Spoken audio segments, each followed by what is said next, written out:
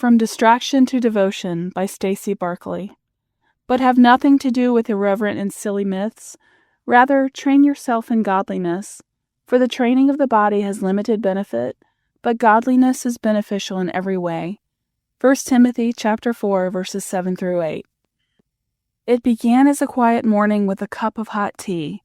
My Bible lay open on the kitchen table, pen in hand.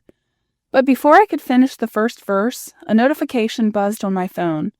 Just a quick peek, I told myself. 10 minutes later, I was watching a reel on hiking the Appalachian Trail.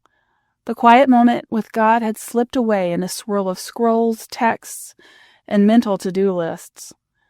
I meant to spend time in God's Word, but I let myself get distracted. Again. Distraction is subtle. It doesn't knock loudly on your door. It whispers, just one more thing, just a quick look. You'll get to it later. Before long, we've gone through our whole day without intentionally connecting with the one who gives it meaning. Spiritual discipline isn't about checking off a list or earning approval.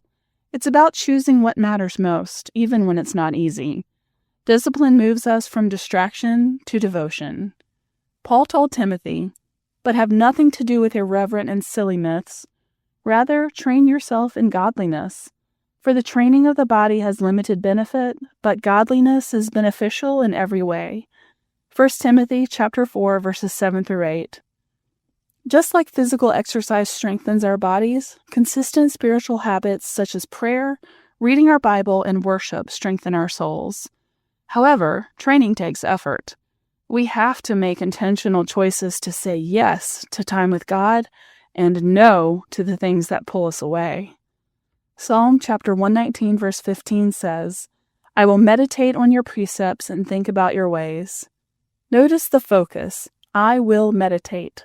I will think. It's active, not passive. Our devotion grows as we choose to quiet our minds, remove distractions, and listen to the voice of God.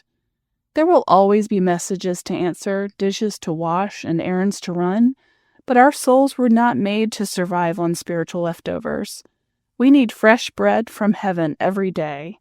Jesus himself set the example. Yet he often withdrew to deserted places and prayed. Luke chapter 5, verse 16. If the Son of God needed time alone with the Father, how much more do we? That morning at my kitchen table didn't end in defeat. I eventually took my phone to the other room, then closed my eyes and whispered, Lord, I'm back.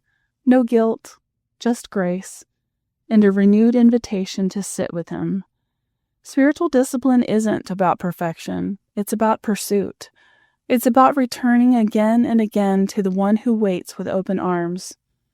So today, let's silence the distractions and return to the quiet. Let's train our hearts toward godliness, not just out of duty, but out of love.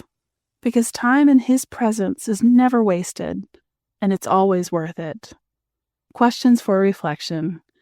What distractions tend to pull you away from time with God? What's one change you can make this week to build spiritual discipline?